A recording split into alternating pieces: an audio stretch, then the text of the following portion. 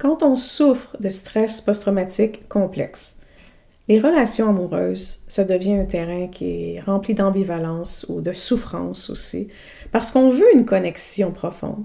Mais en même temps, cette connexion, elle fait peur. Parce que trop souvent, on se retrouve à choisir des partenaires qui ne sont pas disponibles émotionnellement ou qui ne sont pas disponibles physiquement. Et donc, avant d'aller plus loin, j'aimerais vous dire que si vous vous reconnaissez dans ces schémas, que vous cherchez à mieux vous comprendre vos réactions émotionnelles aussi, bien, il y a mon programme de régulation émotionnelle qui peut vous aider à retrouver une espèce d'équilibre, à reconstruire des relations qui sont plus saines en travaillant sur vous-même. Donc, la première chose que j'ai à dire sur ça, c'est qu'il y a un besoin intense de connexion, mais en même temps, il y a une peur de l'intimité. Donc, les personnes avec un stress post-traumatique complexe, qui ont vécu beaucoup de traumatismes dans l'enfance, et ces traumatismes étaient répétés, ben souvent, il y a une double dynamique intérieure. Et je vous explique c'est laquelle.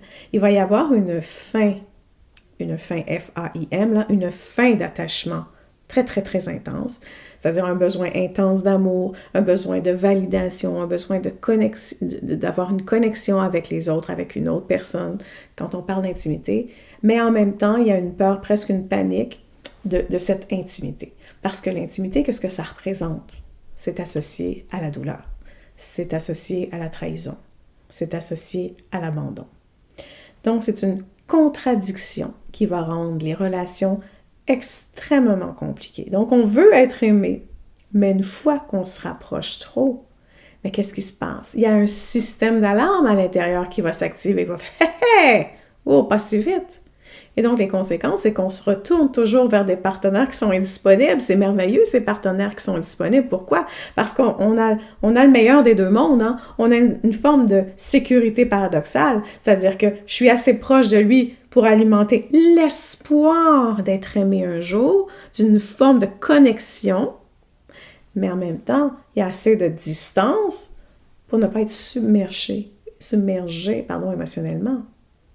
Il faut faire attention parce que souvent, il y a des psychologues qui peuvent se tromper avec le stress post-traumatique complexe dans ces cas-ci et le trouble de la personnalité limite parce que dans les deux cas, il y a une recherche qui est très, très intense d'amour, de validation.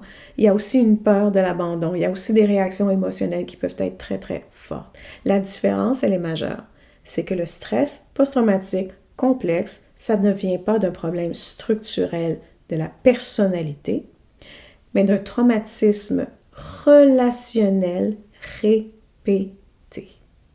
Donc, la personne ne veut pas tester les autres, les provoquer ou provoquer une certaine forme de chaos, tiens, ce qu'elle essaie simplement de gérer une activation traumatique qui se répète inconsciemment. Donc, l'idée que j'ai pas de valeur, c'est toujours ça un peu. Hein? Donc, le stress post-traumatique complexe, ça va altérer la perception du soi. L'idée profonde, inconsciente souvent, que je vaux rien, que je mérite pas mieux, que l'amour ne peut pas être sain pour moi. Et donc, avec le temps, ça crée une espèce d'érosion d'intégrité personnelle. Hein? On a une liste de principes, on a une liste de valeurs sur ce qu'on attend d'une relation. On n'arrive pas à les appliquer. Pourquoi? Parce que le besoin de soulager l'activation traumatique devient plus fort. Alors c'est ça, c'est plus fort que la logique, c'est plus fort que le cortex préfrontal. C'est l'émotion qui désire quelque chose. Et je vous donne un exemple. On sait qu'une relation est toxique. Je lève la main. Je lève la main. On sait qu'une relation, elle est toxique, mais on reste parce qu'elle nous donne des moments de validation temporaire.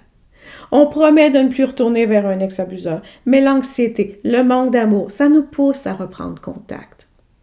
Donc, c'est un processus de démoralisation progressive. Hein? Plus on trahit ses propres valeurs, plus on renforce l'idée qu'on n'a pas de valeur. Et quand on ne peut pas se fier à soi-même, comment on peut se faire confiance? Comment on peut faire confiance à son jugement? Hein? Sur ce qu'on veut vraiment dans une relation. Donc, la blessure morale, c'est ce qu'on veut plus. C'est ce qu'on veut plus. On le sait qu'on ne veut plus, mais on est à l'intérieur de ça. Donc, avec le temps, c'est une dynamique qui va détruire non seulement la confiance en soi, ça détruit aussi la capacité à choisir un partenaire qui est aligné avec ses propres besoins. Et donc, on finit par ne plus savoir ce qui est sain ou ce qui est malsain. On se fait plus confiance, on ne sait plus ce qui est bon, ce qui n'est pas bon. Quoi d'autre? On se réfère à l'urgence émotionnelle. On veut plutôt que nos valeurs profondes, c'est cette urgence de dire enfin, je vais trouver quelqu'un qui va m'aimer, vas-tu me voir? Donc, c'est ce qu'on appelait autrefois la blessure de l'attachement. Ça devient une véritable blessure morale. On sait ce qu'on veut, mais quand même, on se trahit. Alors, comment on peut reconstruire une intégrité et des choix sains aussi? On doit reconnaître que la peur de l'intimité existe. Si on choisit des partenaires indisponibles, c'est peut-être pour une raison.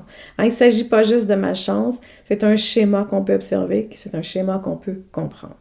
Ensuite, on peut se référer à ses valeurs. Si vous faites une liste mentale, c'est une chose, mais si vous la faites écrite, cette liste, c'est beaucoup plus facile de s'y référer.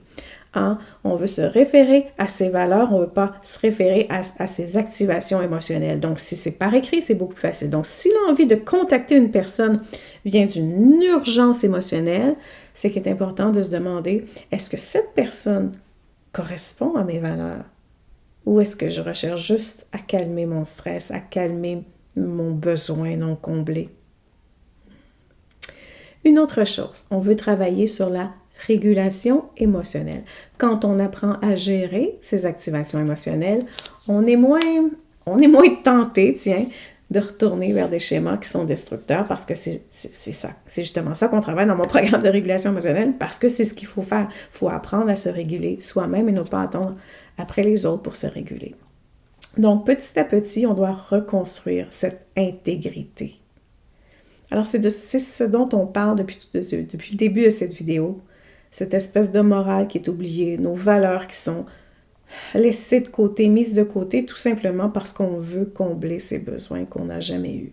Donc, chaque petite action qui respecte vos valeurs va renforcer votre confiance en vous. Il ne s'agit pas de tout changer, je vous le dis tout de suite, ça ne se fait pas d'un coup, one shot, c'est vraiment de commencer par des petits choix qui vont être alignés, avec ce que vous voulez vraiment. Donc, le fait de choisir des partenaires indisponibles, c'est pas un échec. C'est pas un échec, c'est une réaction adaptative à un passé traumatique. C'est pas une fatalité. Petit à petit, vous allez devoir travailler sur la régulation émotionnelle. Vous allez devoir travailler sur la reconstruction de l'intégrité personnelle. On peut apprendre à choisir des relations qui nourrissent plutôt que des relations qui répètent la blessure. Sur ce, je vous dis, prenez soin de vous, car tout le reste suivra.